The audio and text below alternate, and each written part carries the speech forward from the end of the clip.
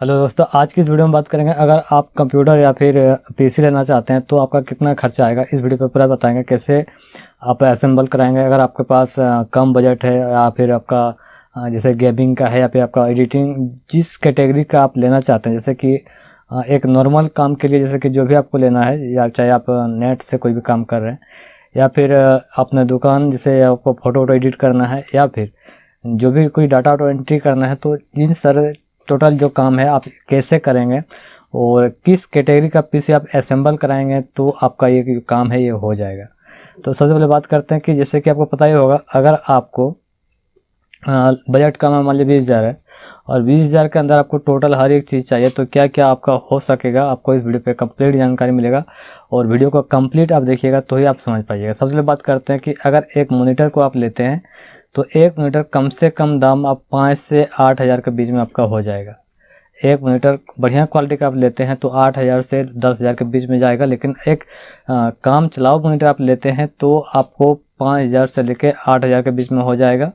उसके बाद जैसे आप सीपीयू जो असेंबल कराएंगे, अगर डुअल कोर का प्रोसेसर आप असेंबल कराएंगे तो लगभग आपको 12,000 में आपका एसएसडी प्लस जो और बता दें हार्ड डिस्क के साथ अभी एक एसएसडी आपको लगाना अनिवार्य है, क्योंकि आजकल के ज़माने में अगर आप एसएसडी लगाते हैं तो आपका फास्ट बूटिंग होता है। जैसे आप कंप्यूटर को ऑन करते हैं तो वो फास्ट बूटिंग होगा, इसमें एक फ़ायदा है। उसके बाद दूसरा जो बता रहे हैं हार्ड डिस्क, अगर आप उसमें डॉक्यूमेंट रखेंगे तो 500 GB 100 GB मतलब काफ़ी है। डॉक्यूमेंट को आप 100 GB भर नहीं पाएंगे, इतना बता रहे हैं। अगर उसमें आप अलग बड़ा बड़ा फाइल, वीडियो, इमेज, फोटो वोटो रखेंगे तो कम पड़ जाएगा, ठीक ना। तो अगर आपको डॉक्यूमेंट से रिलेटेड जो भी कुछ रखना है तो आप कम जीबी का ही हार्ड डिस्क यूज़ करें, अन्यथा आपको और कुछ ज़्यादा रखना है तो सब बाद में भी आप लगा सकते हैं। ऐसा नहीं है कि आप आज असेंबल कराएं 500 GB या 100-250 GB तो बाद में भी आप जो भी दूसरा कोई मतलब हार्ड डिस्क नहीं लगा पाएंगे, ऐसा कोई बात नहीं है।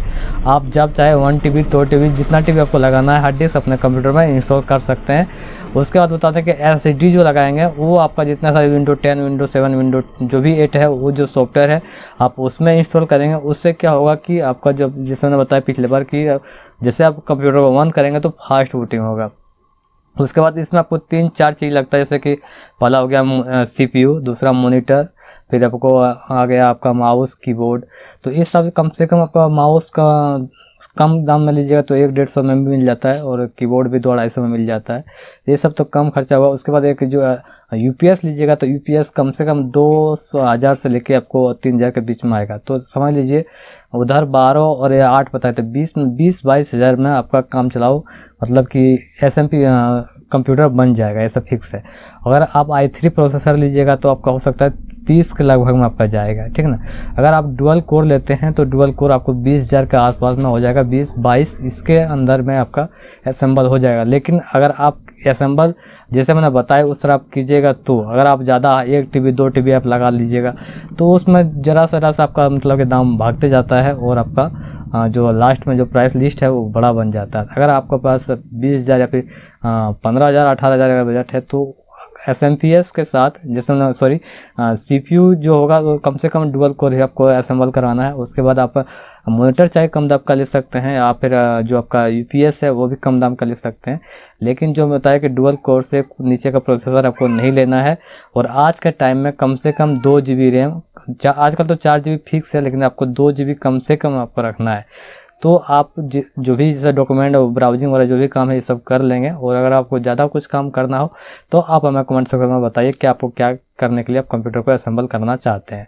और एक बात, अगर आपको वीडियो पसंद आया वीडियो को लाइक कर दीजिएगा। अगर आप नए चैनल पर पहली बार आए हैं तो चैनल को सब्सक्राइब कर दीजिएगा, साथ में घंटे का सामने दबा दीजिएगा। फिर मिलते हैं अगले वीडियो में। जय हिंद, वंदे मातरम।